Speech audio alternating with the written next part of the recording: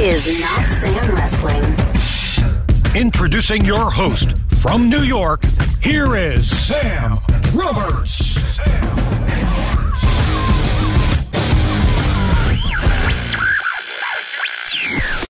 Well, welcome. Not for the first time on the podcast, but for the first time in the Not Sam studio here with the last professional broadcaster, Sam Roberts. It's Ron Funches. Ron, you don't have for somebody that likes wrestling so much. I don't have a moniker. You don't have a moniker. I mean, I'm sure you've had monikers, but you don't have just one catch-all. No, I mean, you got such a good one. Last professional broadcaster? Yeah. Yeah. That's I like amazing. it. and plus, you don't have a lot of people who get mad at you if I was like, world's greatest comedian. Yeah, there's so many. People who be like, wait, Right. what? Right. And that's why I said last. Yeah. It didn't mean best. It just Yeah. means last. Yeah. Except the only time people get mad is when people come up and they go like, Sam, I'm in college right now. I really want to be a broadcaster. What do I have to do? And I have to tell them it's can't. over. Yeah. There's no, I'm the last If one. you try, we'll have to kill you. Right. Yeah. But I'll tell them to be like you. Is I'll it go. like the Highlander in that There way? can only be one. But I'll say, if you want to do a show, a podcast or something, you have to be a comedian. Yeah. See, like a comedian doing a podcast, that's not a broadcaster. That's where where it comes in. Like That's a fish swimming in water. Right. You can't be a comedian and not have a podcast. I always, when I look at like the prep sheets when I'm doing the radio show and a comedian's coming in and he's not promoting his own podcast, I'm like, what do you do with your days then? Yeah, I really had to figure that out because I was against it, and then I put it in my own head where I was like, well, what if this is like when people were getting on Twitter when Twitter was good, and if you were like, I don't want Twitter, Right. It's like, well, that's the same thing now. It's like, I don't want a podcast. Everybody's got a podcast. It's like, yeah, because they're effective at helping you reach the people who would want to listen to you. Right. Yeah, because generally your audience would like more content from you. Yeah. And the fact that it's on the house makes them appreciate it even more. Exactly. Yeah. Exactly. Especially because comedians for the longest time have always said that they hate doing morning radio and morning shows and everything. So if you have your own show where you can sell your tickets there, Yeah. and you can sell out, Yeah. then you don't have to do other people's shows anymore. Well, that's one of the big reasons I decided to do my podcast was that I was seeing people like Chris D'Elia and stuff who were doing the radio, and then they're just like, I just don't do radio anymore. I Right. just do my podcast. And I'm Right. like, oh, I hate doing radio. And then I'm listening to other podcasts, with Bruce Pritchard and specifically the Conrad Empire, and then I'm on the road so much going to clubs, and they're telling me, oh, yeah, in a couple of weeks we got Conrad coming through. And I'm like, oh, he's filling the same rooms I'm in Right. because of his podcast. And that's the other thing that you'll find soon as you go, because I don't know, you haven't done live podcasts yet, right? No, I'm doing my first one Well, that's in January. it. Congratulations, Thank first of you. all. But you'll go, wait, I don't have to tell these jokes. I just get somebody that I like on stage with me and we'll have a conversation. And I can fill the room with that. It's perfect. Yeah, lower standards. I don't need to do anything anymore. I'm just being Ron Funches. Maybe that can be your monitor, being Ron Funches. I love it. I mean, it sounds, it doesn't read well. Maybe You'd be not. Like, what does he mean? But I think, overall, that's what mostly people are trying to do. That's what you do. That's what everyone does. Right. Now. It's just like you try to make more money by being more and more yourself. Right. And, Right. And that's beautiful to Right. me. Although the Twitter thing is interesting because there is like you're saying, before it was bad and people weren't on Twitter, you're like, why wouldn't you be on Twitter? But now when somebody goes, no, I don't do social media, it's kind of the same thing as people going, I don't do morning radio. You go like, oh, good for you, man. Yeah. Good for you for not being on Twitter. Oh, you're better than us. Yeah. You made it out. But we're not there yet. No. We're getting No, there. I want to be. Yeah. I want to be that. That is, you really have to reach a level of fame where you can just be like, oh, I just don't do it. I don't need and I'm this. still famous. Right, exactly. Exactly, because otherwise you go off social media and people go like, Who? did he quit Yeah. he quit show business? Yeah. You go, no, I don't tweet. Well, I don't see you anymore, so I guess I thought you were gone. Did you always want to try to incorporate wrestling into what you do? I feel like incorporating wrestling into mainstream entertainment has become a lot easier now. Also, incorporating mainstream entertainment into wrestling is a lot easier now than it ever was. I think WWE and organizations like that are a lot more friendly to it. But I just feel like, you know, when you started kind of being an out-of-the-closet comedian wrestling fan, it was at a time when wrestling fans were still kind of nerds. And there were way more people in mainstream media that didn't take wrestling seriously at all and actually were like, what are you... Like a kid? What do you mean you're still into wrestling? Yeah. I mean, for the most part, I'd never been a closeted wrestling fan. I was very, you know, as a child, I started as a child and I was really into it. And then there was that 2 to 3 year period as a teen where I was like, oh, girls don't seem to be into this. So I'm going to say I don't watch it. And I actually stopped watching it a little bit. But then as most people our age, it's things like, okay, I'm still not getting girls, but... they're showing me boobs on ECW. Yeah, we had the perfect time, right? Yeah. It's like, these girls won't talk to us, but I do want to see the night Kimono Wanalea dance atop the ECW arena. Absolutely. But that's as much action as I'm getting. I'm going to watch ECW. Yeah. So then that pulled me back in, and ever since then, I just always been like, well, if you're going to be around me, you're just going to have to know who I am. That's even like if you see my podcast and you see my office, I have all my figures just right there. So like girls who would come over to date me, if I'm showing them around my place, you see who I am right away. Right. Because I'm like, I don't hide who I am. But there has been a big shift because I remember, I would always tweet every WrestleMania weekend and stuff about wrestling and how excited I was and whatever matches and make my predictions or whatever. Right. And I would see every year the same tweets from comedians being like, don't they know wrestling's fake and don't they know da, da, da, da. And it's just like people were supposed to be smart comedians. I'm like, you're getting the hackiest jokes in the world. Yeah. And then year by year it started changing and then the same person who was tweeting how much he didn't like wrestling was talking about, I'm going to WrestleMania and I'm doing a movie with Batista. Yeah, I'm talking about you, Kumail. Yeah, I love doing the wrestling fan test now when I talk to people, especially in entertainment, that are big wrestling fans, you know, or they'll go like, oh yeah, I listen to the wrestling podcast. And I mean, your passion for wrestling is just like my passion. And I go, okay. And just start really lightly having a conversation, not like a trivia contest. Just start bringing things up in conversation, and I look at that look on their face, and I'm like, you know, like remember when LOD became LOD 2000, and and I'm looking, and if the expression goes blank, I go, no, we don't have anything to talk about here. we don't have anything to talk about here. There's nothing for us, you know. Yeah. Because there is that pride of the fact that we were real fans from the beginning. Yeah, doing it. I mean, and for me, it's in all regards. Like, I was a video game nerd back when it wasn't cool. Before there was Twitch? Yeah. Wow. Yeah, before people... Now, you're like, oh, I love video games. Like, oh, you play Madden? You play Halo? And it's like, no, I play Japanese, nerdy Persona 5 type games. Yeah. And that's what I'm into, and I've never been ashamed of what I've been into. I had a mod chip, bro. I got Sega Saturn.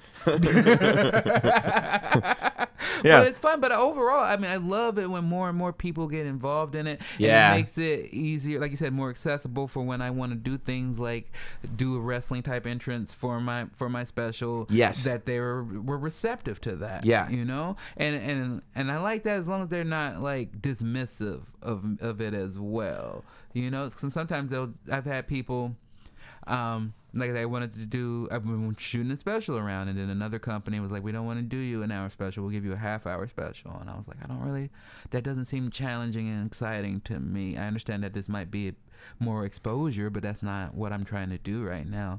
And then their very last pitch was like, what if we shoot it in a wrestling ring? And I was like, oh, you just think I'm a clown.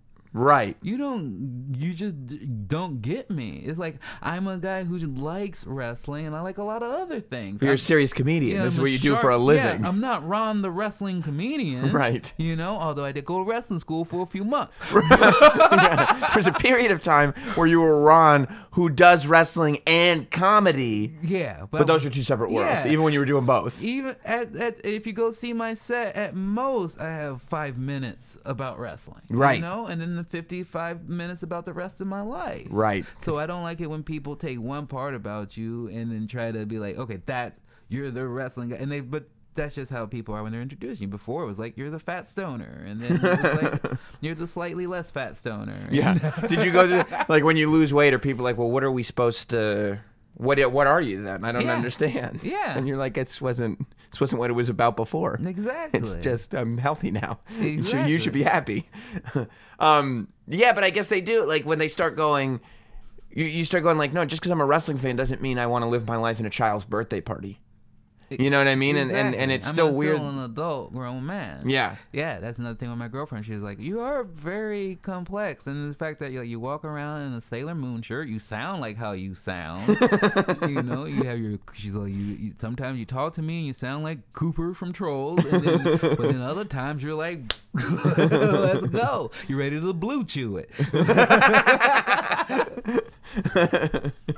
I love that that's become Blue Chew it. I've as I've said, people don't like when I bring up Blue Chew on the podcast. People said that Sam, coming from you, it isn't right. Get it. But look, I mean, like you said, you need to bring people into the whole world. I'm 35 years old. You know, Oh, man. you need to have Full your family. Exactly. Where Yeah. do you think this kid came from, right? Exactly. Right? Like somebody saw you and was like, I'll have a piece of that. Exactly.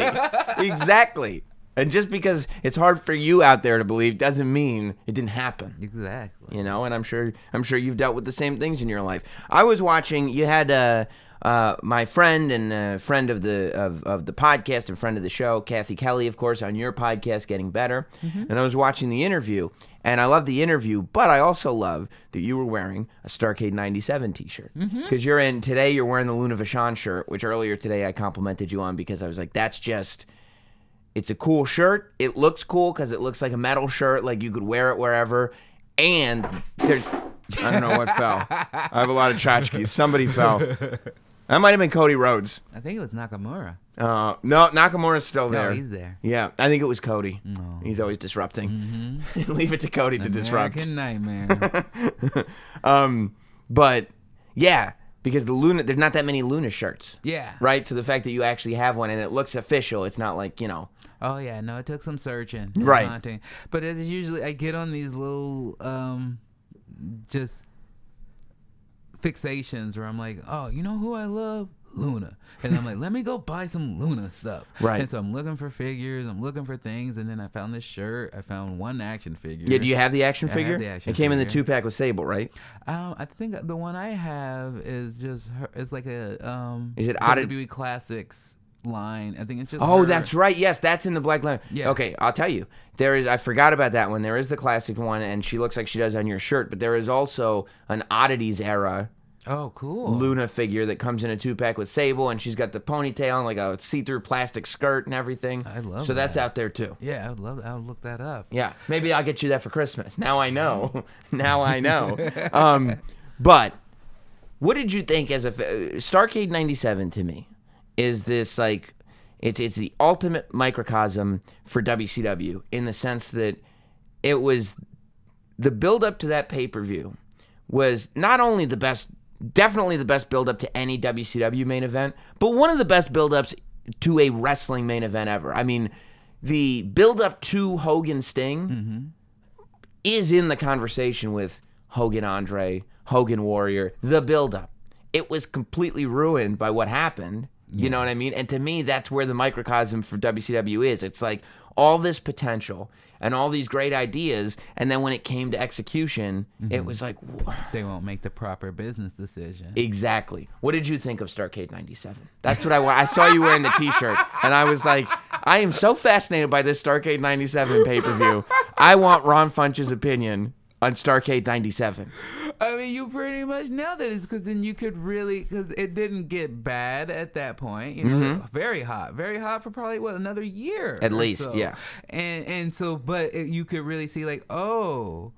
And I think Eric Bischoff even talked about it a lot, where he's like, they just were never good at making a finish, you Right. know? But also, if there's just a clear right and wrong way for that to go down, and for it to not go down in the right way, it's just like that's what happens when you give the inmates the asylum, you know? Right.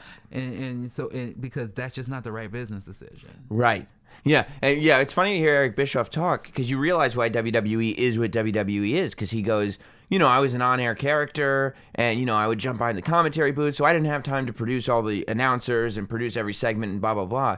And you go, Vince McMahon. but does. Vince did it. Yeah. Yeah, exactly. And you go, well, I guess that's why Yeah. Vince McMahon is a superhuman. He's Yeah. not just like, hey, just do what Vince does and you'll be fine. Yeah. He's just a weird cat that you can't be like. That's just a legendary person. Right. And for a lot of people that you don't want to do that because that is hell because it works for Vince because then you also have his daughter works there. His son works there. Right. His wife is there working there. Right. But Eric Bischoff's wife wasn't working there. That's a good point. And at the end of the day, the company wasn't. It's not Eric Bischoff's blood in that company. Exactly. Right? So overall, the stakes are different for you. At Right. the end of the day, you may want to do less because you want Ted Turner to give you a pat on the back. But if at the end of the day, you're like, okay, this not only puts me out of business, this puts my entire family out of business looking for a new line of work.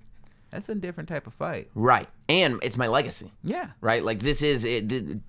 McMahon is my name, but WWE is my name too. As WWE goes, so does McMahon. It's one and the Absolutely. same at this point. So you went to wrestling school. Mm-hmm. I remember when you told me you went to wrestling school. It's actually on YouTube. I'm sure it's on the channel. People can look it up because The Miz was there too. Mm-hmm. And The Miz, he had his questions about it. Yeah. He came to me. I remember I saw The Miz at whatever pay-per-view was right after that. And he came up and he was like, hey, because he called you Ronald, not Ron. But he said, Ronald Funches, he's really going to wrestling school? And I was like, yeah, man, he's really going to wrestling school. And he goes, but is he really going to? And I go, yeah, he's really, it's not like a reality show. It's not like a thing. And I mean, I think on some level, if anyone can understand that, it would be The Miz, Yeah, right? you would think so. Yeah. But I think it caught a lot of people off guard, especially because you were at a point in your career where you didn't need to find the next thing. Like, everything was going like, we're coasting, man. We're going very smoothly in this whole comedy, acting, show business thing. It That's seems what like the joke I would make. I gotta get into wrestling because comedy's gotten too stable. right. I need to be losing something. Yeah. So where did you train? At Santino Brothers. Ah. And who specifically trained you? Robbie, a trainer, as well as Tyler Bateman. Mm-hmm. And then Brody. Brody was training. He didn't specifically train me, but he would train the class. And how did they take to you when you came in? Were They're fine. Everybody was very. I mean, that's what I learned and loved about the class was that it taught me a lot of sportsmanship and camaraderie with other dudes. I never really had that. Being I only had like girls around me, my sister and my mom and my cousins, and so nice to like go in and look someone in the eye and shake their hand and do that and things that I now take into my everyday life where I like to do it. Like if I go into a room, I like to just go in and introduce myself and shake my hand, which is something that we had to do in class. And I just learned about the drive and how much it took and how many squats you have to do and stuff. And that part was, and I also, what was fun for me was seeing something that I was not naturally good at. Like, you know, when I did comedy, like when I started, it wasn't great, but at least I was like, oh, I have some natural talent at this. I have a good voice. I have a good timing. There's enough there. There's enough here that with hard work, I can be great at this. Yeah. Yeah. When with wrestling, I was like, I have no idea what I'm doing, and this is harder than I thought it would be. And I'm having trouble even just doing just a roll and getting up. You Right. know? Well, plus, I mean, you're how old at this point? I'm 35. Right. So to start at 35, like your body has kind of, at 35, your body has kind of decided what the level of coordination it's going to work at is, right? Like Yeah. it's not going to, you're not going to learn, Yes. like muscle memory is kicked in kind of, or yes no? and no, because that was another reason why I wanted to go is because in the last couple of years, I lost 140 pounds and I wasn't really aware of my body a lot of times unless I looked in the mirror. I still felt like I was the same person, like I was still carrying that other 140 pounds. And I mean, my trainer would bring it up to me because we would do exercises and I'd go to get up and he'd help me up and I'd lean back like there was more weight that'd be picked up, and he goes, you're not that heavy, just get up, you're just thinking you are. Right, because that's the muscle memory that was in you. That was like You're just used to moving a certain way without thinking, so that's how you're going to continue to move. Yeah. And so one of the reasons I wanted to go to wrestling school was like I want to throw my body around. I want to slam it against mats. I want to put it against these ropes so I can learn more about where it does begin and end and what it is capable of. And that was really helpful for me. But I also learned that, comedy was going really well. Wrestling was not. And classes were like 3 hours a day. And when I missed classes, I was affecting my classmates and people who I was training with. And so I was like, and specifically, I remember a time where they were just like, you're like, if you come in and can help us set up the ring for the next show, that would be great. You guys got to make sacrifices for this. If that means, maybe you got to get a part-time job, or you got to do something where it's just your hours so that you could be here every week. That's what it's going to take for you to be a wrestler. And I was like, oh, I did that with comedy when I was in my 20s. Right, I remember. I remember exactly this drive. I remember sleeping in my car. I remember sleeping on friends' couches. I remember not knowing where I was going to get money. I did that. Yeah, but today Conan O'Brien wants to put me on a private jet. So this doesn't make sense so much. Yeah. Plus, there would be an awkward thing. As much as, like, I'm sure you would do it because you're a humble guy, you're a human being, there is sort of this thing where it would be awkward for you. You're going to an indie show, you're setting up the ring, somebody comes in and goes, hey, Ron Funches from the television, I'm a big fan, why are you setting up the ring? Oh, because I'd be like, it's fun. Yeah, right. That's no problem. Right. I have no problem with that. Yeah. It was just that, I was just like, I could see I'm not good. I would, to this day, if we could put together a comedy-based match that I could do, I would be about it. But basically, I had a friend who died really young.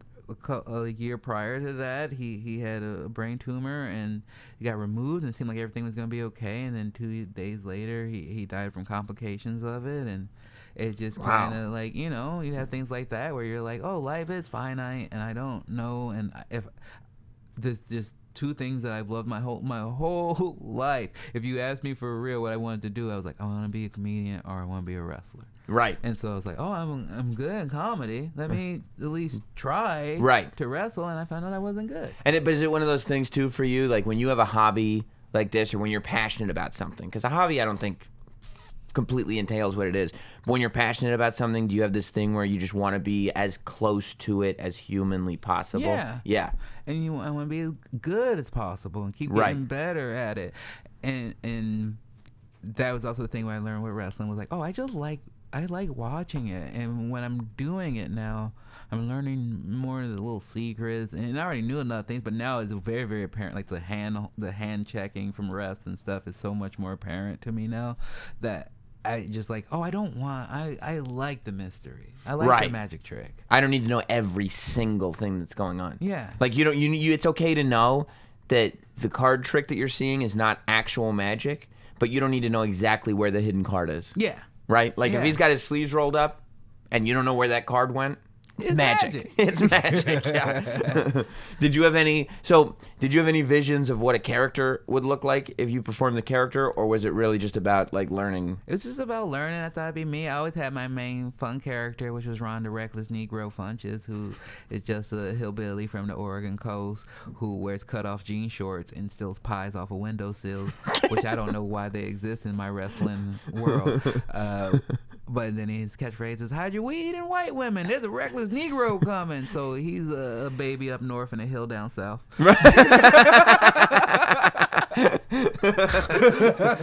that's really going back to like the territory days. Yeah. Like, oh man, watching old Smoky Mountains with the Harlem Heat. Oh my God, Jim Heat or whatever they were then. Jim Cornette would love Ron the Reckless Negro. He would put sense. Classic Hill. Right. You and the gangsters all together.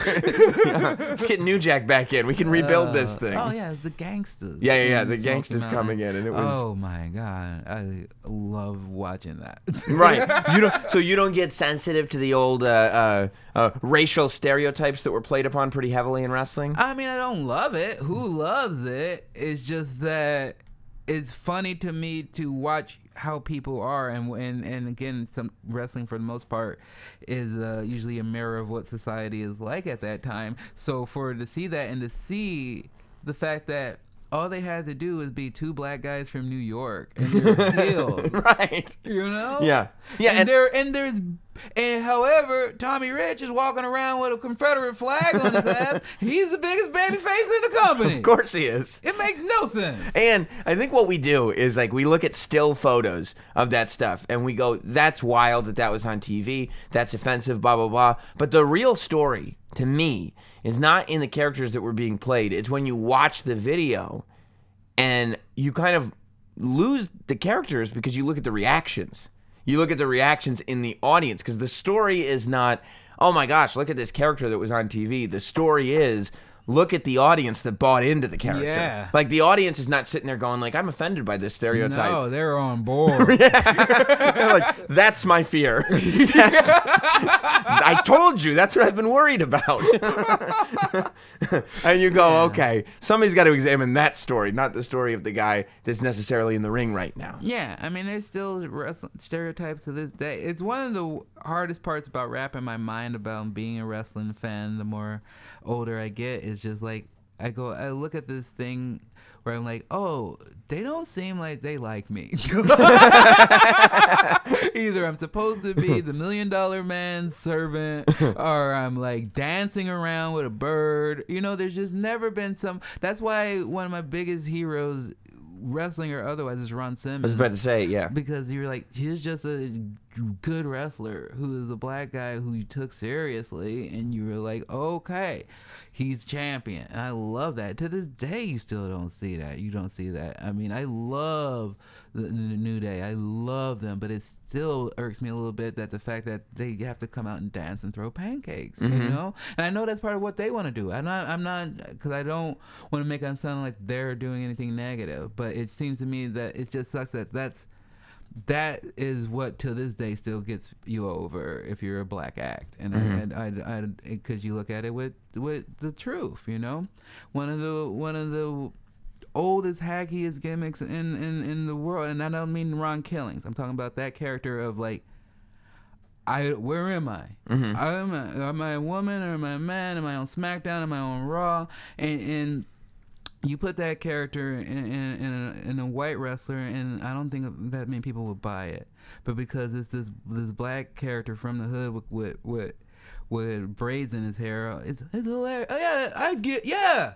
He probably is that dumb. And to me, that's sad. I don't like that. Right. I don't like that because that's not. And I know you need a bit of everything. You need comedy. You need this. You need that. You need everything. But in my mind, I can't figure out any other world where someone who looks the size of Big E isn't being pushed in the Vince McMahon company. The one of the few people who has a body type that if you put him next to Brock Lesnar, you go, I buy that. Right. I buy that he could take on Brock Lesnar. Yeah. And I mean, they did it in NXT. You know what I mean? When he was there with the 5 count and everything, like that was the whole thing. And, I mean, they flirted with it a little bit. You know, when he first came on and he was Dolph Ziggler's bodyguard, they flirted with the idea of him being this guy. But, you know, he's also happens to have this other side of him that is so over-the-top entertaining that you go, you know, how do we not take advantage of this? And we also know through the history of Vince McMahon, he loves dancing. He loves the goofy stuff. And so when he meets somebody that can portray the goofy part, sometimes we get lost in the goofy part, right? Yeah, true. We do.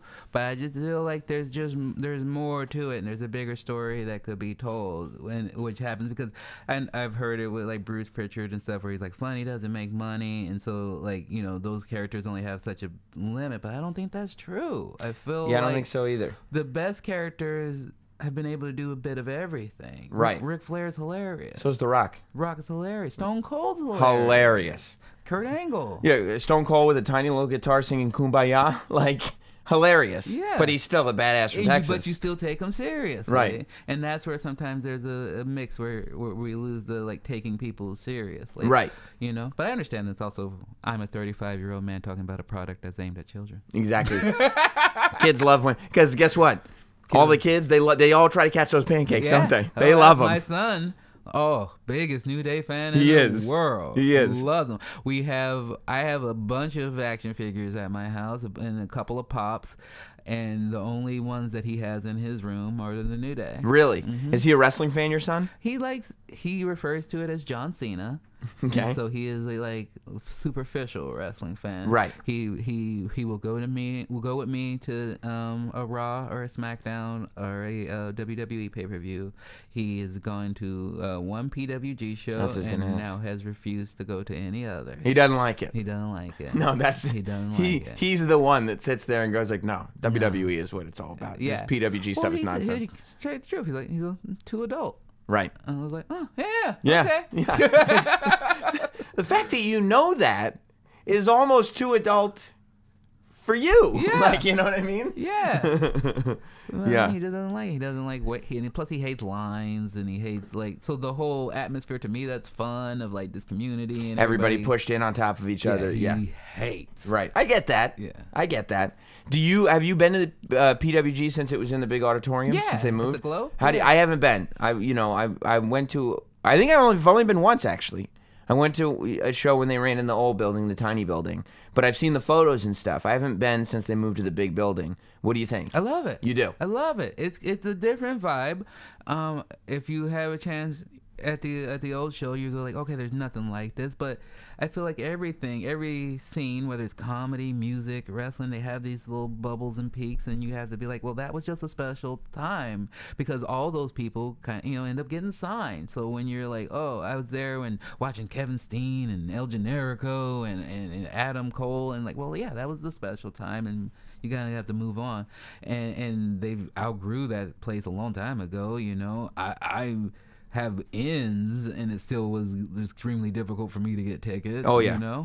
And so for the Every time I see Jerry O'Connell, he's like Jerry O'Connell. Literally, what was it? Whatever. On Thanksgiving, he texted me and he said, "Hey, man, Happy Thanksgiving from Jerry O'Connell, the guy that couldn't get into PWG." Yeah, because they don't really play fake. I mean, they have like their diehards that they think they set tickets aside for, but unless you're like Topanga or Sofia Vergara, they don't really hold ticks. So Right. You gotta just get them. And in the Globe, just being in a PWG event where it was air conditioned and did That's not wild. smell horrible. Yeah. It was great. Don't you love that people too though? They like it's almost like an indie band that you go, clearly some of this is good when they go mainstream. There are those people that are like, man, it shouldn't be air conditioned in here. It shouldn't smell good in here. This isn't PWG. And you're like, well, let's wait a second. Any part of me that was even a little bit like that left when I saw that they had an alley where you could smoke whatever you want. I was like, what? Yeah. This is the best. Yeah. And hot dogs? I'm going to take full advantage. First of the alley, then of those hot dogs. You guys have a hell of a business strategy here. Yeah, I just hope they can maintain it with whatever is happening with the Bucks and Cody and stuff. Yeah. I just love to see, because it's so weird now that normally there would have been a PWG show in December or something, and they've gone dark since like November. So But Excalibur is now like a mainstream commentator guy. yeah, He did All In. That's He's doing Wrestle Kingdom, isn't he? Yeah. It's amazing. yeah. Do you like seeing guys like that? Because there are people who would rather if Excalibur never did anything else, or if Adam Cole and Bobby Fish and Kyle O'Reilly never went to NXT, because those are our guys, and we don't want WWE That makes to. no sense to me. I agree with you. I want people to succeed, but I do know, I'm not saying it doesn't make sense to me as in that doesn't exist. It exists all the time. I hear people say it to me, and it's so weird. Now, like, I even feel it with my special, is that, like, I felt like, when I had a 15-minute special and was just doing that, there were a lot more excitement. And now I'm doing this hour, and I'm going to convince people because they're like, we thought you already did one. We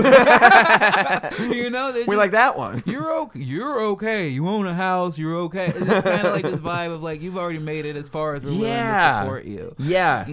Yeah. And I have to be like, no, I still need your support. Right. You know? Right. Yeah, that's like when I started showing up on WWE TV, and they're like, Sam, ever since you showed up on WWE, man, you're just a shill for WWE. When And I'm like, haven't you been?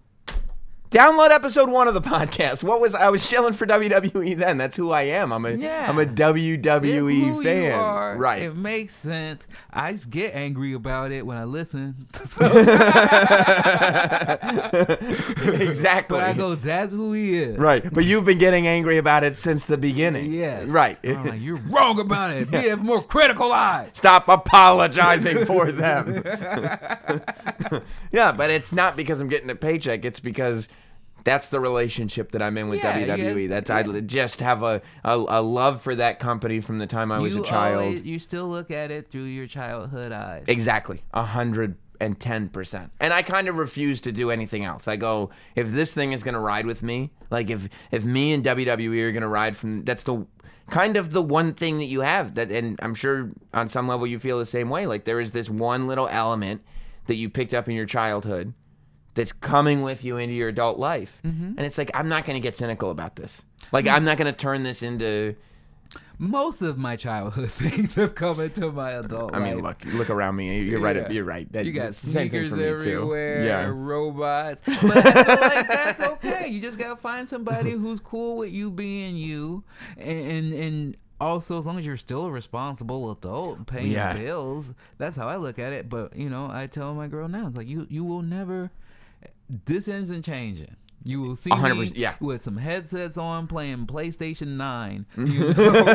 So when I'm 60 years old, this is just who I am. Right. So. Right. You find somebody that accepts that, and for me, and it becomes easier to accept too. Like, and I don't know why this clicked in for me at a pretty young age. Like from the time it was time to start thinking about what you were going to do professionally. Like definitely by the time I was in college, it was just, even from high school and earlier, it was, you have to figure out how to turn this childhood stuff into business. Like, you know what I mean? Like you have to figure out like, okay, what you do to make a living is what you're going to be spending most of your time doing, or at least it should be, because, that's how you make the most money.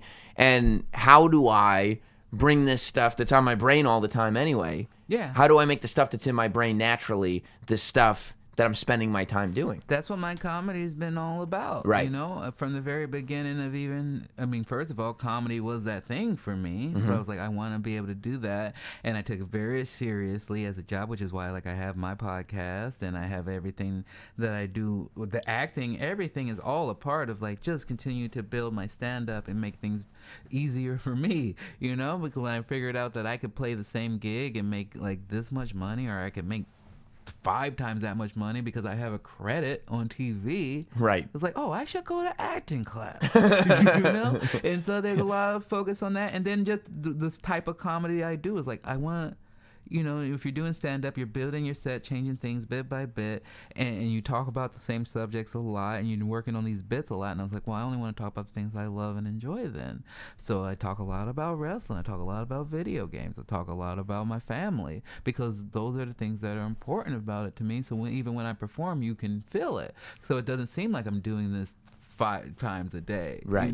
It's new to me because it's just how I feel. It's right. how I talk anyway. Right. It's something you're actually excited about. Yeah. I want to talk about this. Yeah. Right. Yeah. I actually, if we were talking off stage and it were just having a conversation, this is what we'd be talking about. Yeah, which again, my special is what do I talk about? I talk about Wishbone. I talk about The Rock. I talk about Ric Flair's just in it. So it's just all the things I love. I talk about, oh no, that got cut, but I did talk about Persona. It was anything I love is what I talk about, and I just try to have a base level of joke that anyone can get it.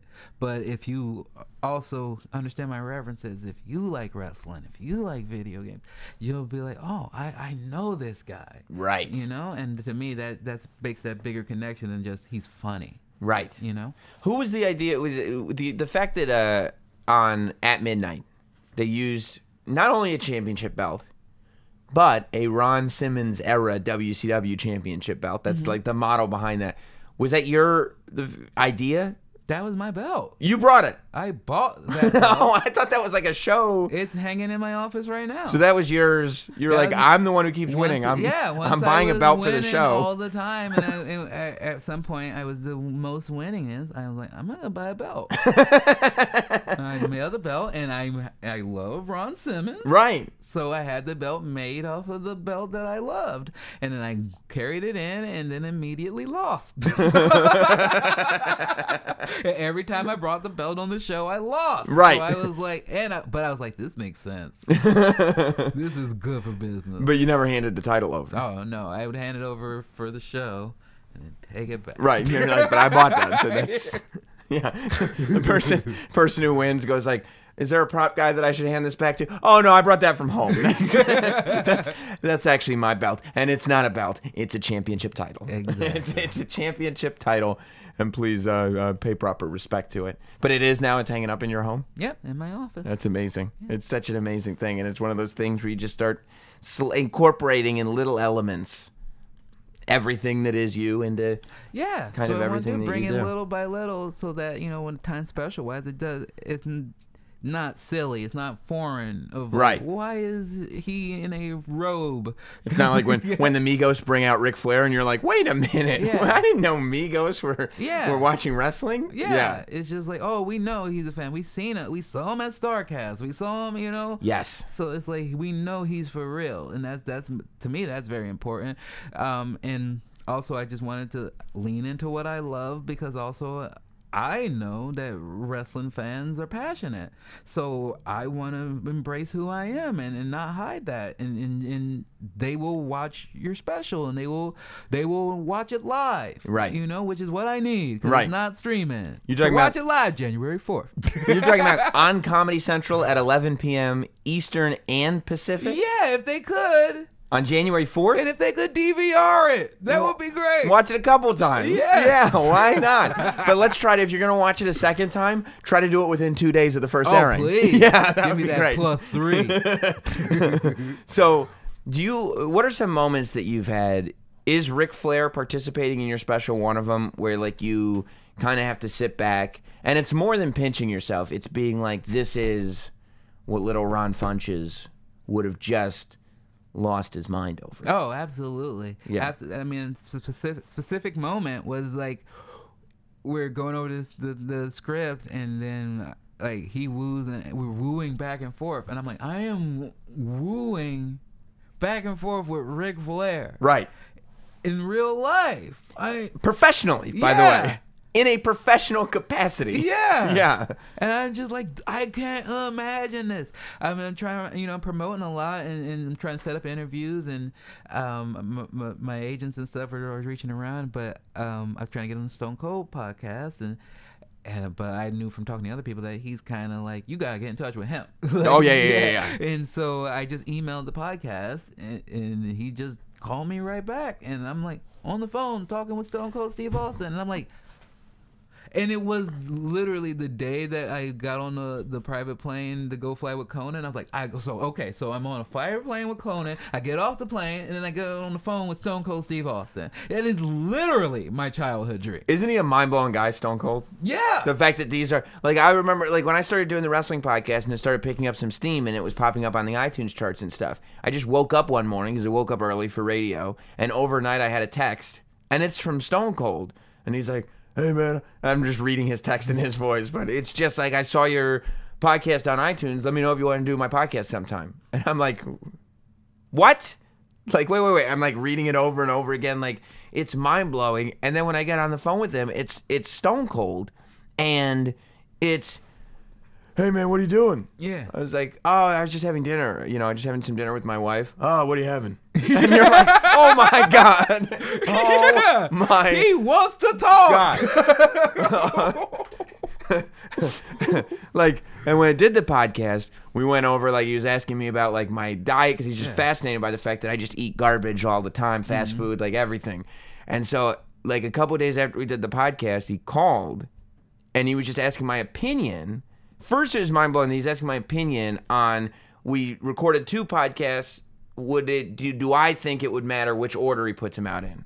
And I'm like, first of all, this conversation is blowing my mind, but I was like, no, I don't think so, blah, blah. And he's like, oh, okay, good. Yeah, I was thinking the same thing. Hey, what'd you do after you did the podcast, would you hit a Burger King or something? And I was like, actually, on the way to the airport, I did hit up a KFC on the way to the airport. And he just goes, you sorry fucker. And I was like, So you are funny. the greatest thing. It's so crazy how much he knows about so many different things. Yeah. Like, when I got on the phone, I talked to him. I assumed he had no clue who I was. I found out that he at least had some idea who I was, and I'm horrible at impressions, but I will still try. Do it. It's Stone Cold voice. Yeah, but I'm gonna do. Okay, first of all, here's my Peter Griffin. Yeah. Hi, I'm Peter Griffin, Family Guy. I just say whatever the show is. Sundays on Fox. Yeah. At least nobody could be like, who's that supposed to be? I thought I told you. So, but then he's like, hey man, I was on the phone for a few minutes, just going over like when we might be able to do the podcast, and he was just like, before I let you go, quick question, and it's okay if I'm full of shit here. Were you inspired at all by Mitch Hedberg? And I was like, yeah! Mitch Hedberg is like one of my favorite. Yeah, yes. How would you, A, what do you know about Mitch Hedberg? And B, how could you know that? You're just like, oh, yeah, that's Mitch Hedberg. The wildest thing is like in your head, all you want to do in the beginning is like, if I ever talk to Stone Cold, I'm going to ask him about this wrestling match and that wrestling thing and blah, blah, blah. And then you're like, wait. I want to talk to Stone Cold about Mitch Hedberg. Like, I just want to just talk to this man. Yeah. And it's almost like really quickly you realize, like, I think he knows, but somebody should tell him. He's the greatest wrestler of all time. Why isn't he acting? Like, why is he just being a person? Oh, I think there is a ton of money in a Stone Cold Steve Austin based cartoon of him, just because when you listen to the podcast, there's nothing more funny to me of him cutting the same intensity level of promo that he would against The Rock as he is against somebody who doesn't use their blinkers. It's just Stone Cold in his daily life. Yeah. Except he's not Steve. He's Stone Cold in his Yeah. daily life everywhere he goes. Yes. I mean, it's amazing. Yeah, it is. It's moments like that you go, I can't believe this is my life. Like, I mean, when I started doing the WWE pre-shows, like, just in general, of course, every single time is like, what the hell is going on here? This is crazy. But there was this moment when I did one and Jerry Lawler was on the panel. And kind of at the time, you're in this like state of awe in general that you're even there. And I'm still, every single time I do it, it's a state of awe. But it was the next day when like I posted a photo on Instagram, and I'm like, I'm sitting at the table with Jerry the King Lawler, like the guy, Jerry the King from Raw, Jerry the King Lawler, and it's you just sit there and you're like, I don't know what this ride is anymore, but it's amazing. Well, I mean, it's so fun. You put so much work clearly into it because there's so many super fans and stuff. I was having a hard time. I was talking to my girlfriend before I came here, and I was explaining to her what I was doing, coming to do your podcast, and she was like, so he has this, I go, there's a lot of thing with wrestling. He has pre-shows and stuff. So she was like, so he was a wrestler? And I sent her a picture of you, and I go, nope. And it was before the beard, right? Yeah, Because the beard could trick people. Yeah. It was pre-beard. Nope, this is him. Yeah, this is him. He just. She's like, so he's not one of Jim Henson's Muppets. No, he's a person. He's a human being. Huh. So it's just so cool where, you take someone who, because usually it was just someone who was a wrestler or a family member of a wrestler or someone who just born in the business and making it in as a fan is amazing. I just love that there's room for all the perspectives now, that there is, like, you absolutely, like, the most interesting perspective is always going to be the wrestler's perspective, right? Because they have a closeness to it that none of us are going to ever be able to understand. But the fact that WWE would go out on a limb and be like, look, fans care about the perspective of other fans as well. Let's incorporate that. Mm-hmm. And I'm like, that sounds great to me. It's unbelievable. Yeah, it's really smart. And and I think that they see that it translates everywhere. And when somebody like Ron Funches has a giant Comedy Central special coming out on January 4th at 11 p.m., the best time. Ric Flair's going to be incorporated and with how it. How good of a day is that? You got Wrestle Kingdom. Yeah. You got Giggle Fit on Comedy Central. And Wrestle Kingdom, if you're watching in the U.S., it's like it ends up at like 2 or 3 o'clock in the morning West Coast time, right? Like 6 a.m. East Coast time. So you clearly, you go like, you know what? This is gonna be an all-nighter because I'm gonna watch. Obviously, you're gonna watch Wrestle Kingdom. Mm-hmm. You make your little popcorn, get your little sandwiches. You start with Giggle Fit. Mm-hmm. You watch that. Get your juices flowing. You see Ric Flair. Yeah. Yeah. You go, I'm going to go watch some stuff on the WWE Network now, and then, boom, switch over to New Japan World, and it's time for Wrestle Kingdom. When you fire up the WWE Network and you want to watch some old stuff, Okay. what is your favorite era old stuff to watch? My favorite to watch? To watch and Okay, just to enjoy. To enjoy. Right. Not like this is the finest wrestling. Like just when you're like, I want to turn my brain off. I want to enjoy wrestling that I feel in my soul. Not I appreciate the artistic merit. No. I just, the thing that's in your gut that was the same thing as you as a kid. What now do you watch to satisfy that? Multiple things. I watch if I'm like, if I there's probably one exact match. If I'm like excited, it's like, oh, I just want to watch one of my favorite things. I watched Kurt Angle versus Shane McMahon at King of the Ring. Yeah. I was there. It was amazing. Amazing. It was amazing. And when you watch it now, you're like, oh, okay, this is too much. Yeah. This is too much. There's a lot of things. His tailbone is broke. He's trying to wheel him on the cart because his tailbone's broken. You should just stop. Right. But the fact that they didn't is so impressive. So I watched that because I'm really impressed about that. Any Eddie Guerrero matches, I love watching. If I want to go to bed, I usually just turn on like a Thunder from the late 90s because I love it. They make me laugh. There's usually some fun cruiserweight matches going on. I get to see Super Calo. I get to see Blitzkrieg, who I miss. Are you laughing at stuff that's entertaining and funny, or are you laughing at stuff that's bad? I'm laughing at stuff that's bad. Yeah. That era of WCW is amazing because they have some of the best cruiserweight stuff. Mm-hmm.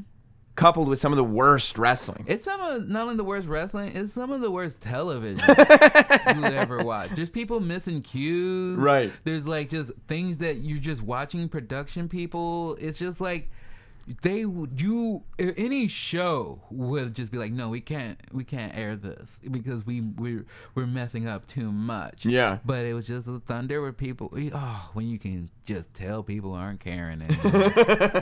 They know the end is near. Yeah. They're not. We should never be doing a second TV show. Yeah, and it's just fun to watch. Right. Because they don't care. They're like, especially some late Bobby Heenan stuff where he's literally just burying the product on the air. Yeah. He's like the greatest color commentator of all time, and this is what he's got to call. Yeah, and he's just fed up. That's great. That's a great selection. Thank you. I've been, I got a Fire Stick because I wanted to find ways to get my hands on old, like late 90s, like Japanese deathmatch stuff. Like I've been on. So what happened a year or two ago?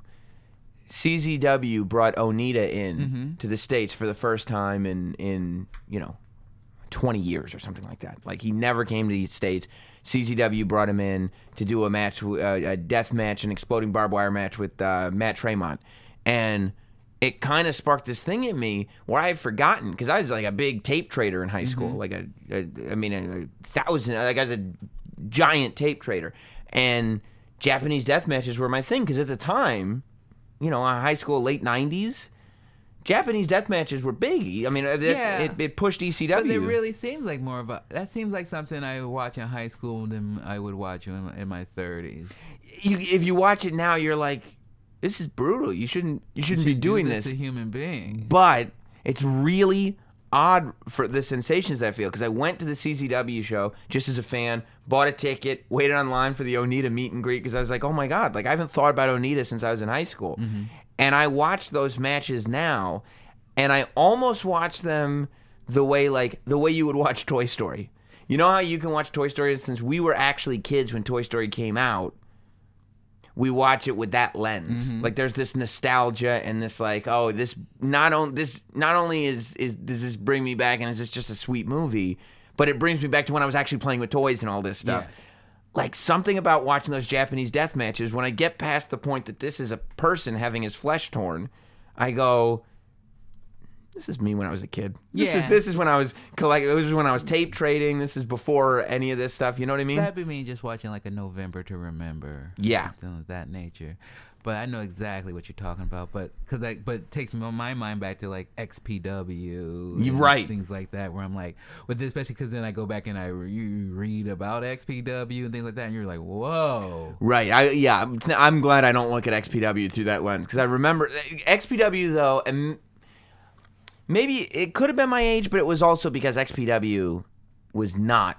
There was no storytelling in XPW. There was no. I mean, it was really garbage wrestling. Like it was what it was. But I remember like wanting so badly XPW to be the ECW replacement. Yeah. To be the West Coast ECW Yeah. replacement. But then they started doing just like barbed wire matches every other show, and the guys were not good wrestlers or good promos. The characters were awful, and Yeah. you're going, oh, this is, you know. These are just actually not good people. Right, and you realize it's like a front for a porno thing, and there's Yeah. even worse stuff going on. You're like, I don't think I want to be involved in this, even just in terms of being a viewer. Yeah. You know? Oh, I'm a creepy person now. Right. And then for a second, you wanted CZW to be the company, and you realize that you just kind of over the years started to realize that ECW was like this special thing. Yeah. It's what you were talking about earlier. Like you just have to understand. And some people will never get it, and I think Yeah, maybe because they do so much now to belittle it, Right. You know, because they'll be like, oh, they can only get 2,000 people in a thing, 1,100, and I'm just like, that's a good amount of people. Yeah. Every single time. Yeah. That's a good amount. Right. On a regular basis, yeah. It really is. And yeah, I just it's interesting that the ECW generation is just that there isn't this wave of young people anymore. I feel like that are finding ECW and being like, this is amazing. Yeah. No, it's pretty buried now. But it's just because there is so much now because the independents are so amazing now. That's true. I mean, you're 100% right. Like everybody, those people, younger people are finding what we're finding as well, which is New Japan and PWG and Ring of Honor and all these other great promotions. And honestly, I mean, I don't know if you keep up with Impact anymore just because there's been so many starts and stops and everything.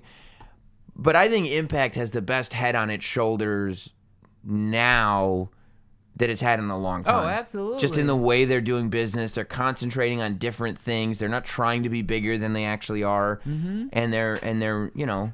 So, but it makes you so sad. Such missed opportunities when you look at the roster that they had and things they had available to them. And there was just that time right pre-Hogan and Bischoff where you're just like, this is good. Right. This is special. I mean, when you even look at everything, we're like, oh, the women's revolution, and you're like, I mean, it started at TNA. Right. But TNA didn't have to get buried. Like TNA buried themselves because like you go forward, and unfortunately, like the Knockouts division for a period of time was this thing where no, the women are actually wrestling on TNA. I mean, there was a reason Gail Kim went there. Right. But promotion's called TNA, Yes. which is your first mistake, and then the one that the show that they remember is the later version of the Knockouts division, where they would do like these all women's pay-per-views, and they were horrible. You know what I mean? Because there was no thought put into them. It was nothing. But I think that the fact that they're like, they're actually going into the independent world, you know what I mean, and becoming kind of one with that, and you're almost starting to get to a point where Impact is kind of becoming a best of the independents. Yeah, but it does make things a little bit muddled right now, where almost the roster between Impact, a PWG, a Ring of Honor is like you're seeing the same show. You're seeing Pentagon and Phoenix. You're seeing Brian Cage. You're seeing everybody everywhere. You know? That's true. And so it seems like hopefully there would be, but I mean, hopefully for the wrestlers, it just drives people more to try to get more contracts. And I mean, we see it now with Ring of Honor signing more exclusive contracts and stuff. But I think that's just good for wrestlers' pockets, which I love. Right, and the fact that there is, people for the longest time, no competition. Now there's a lot of competition. And it's not like so much, who's going to be the supreme company. It's just a lot of work. Like, it's a lot of competition in the sense that companies are competing to get certain wrestlers, which is exactly, really, wrestlers don't want companies competing with each other for supremacy in the sense only one brand will survive. Like, ultimately, the WCW WWE competition was not good for wrestlers because one company had to go away in order to, at the end. What you want is probably more of what's going on now, which is companies just competing to see who's going to get what. Who's going to get talent. that hot wrestler? Right. Yeah. Exactly. Who's going to get Bandito? Yeah. Yeah. Well, Ron Funch, where do you want to what do you want to see Cody and the Bucks do? I want to see them start that company. You want that? I want that. You were at All In, right? I was at All In. You loved it. And I loved the feeling that it gave me. It made me feel like a kid where I was like, there's just something more when you're like, okay, I don't know these people, but I feel like I know them a little bit more. Where you're like, I think these are good people, and I want them to support them, and I want them to win. Yeah. And I know you don't know what will happen if they go to WWE, but you look at the size of the Bucks, and you look at the size of and just the state of the tag team division. And you're just like, they're not going to be spotlighted like they should be. If they were, the Revival would be. If they were, a lot of other teams would be, and they're not. It's more about overall entertainment, and that's fine. But what I like is more akin to the wrestling I grew up watching, and I'm okay with believing whatever you want me to do as long as the rules stay steady. So, like, a thing like the Lucha House Party being a Revival makes my mind go crazy. Because, like, what happened to rules? Right. I thought it was 2-on-2. Right. Even the New Day doesn't do 3-on-2. Well, New Day goes by the Freebird rule, but the Lucha House Party goes by Lucha House Party rules. Oh, okay, that's rules. different. So, okay, then why don't people just all make up their own name and with their rules to their name? That's actually a good point. Well, what about, look, it's not the first time. What about Ravens rules? Remember in WCW? That's a good point. But we had Ravens rules. You liked Ravens rules. That was just extreme. It was just, yeah. It was just a hardcore match. Just ECW, really. Let's see if we can get ECW on the show a little more bit. competition. I think they can, and they have with that core group, they have so much talent there that you can have a decent roster as long as you fill it out right and you don't try. I'm sure they're not looking to be like running every week.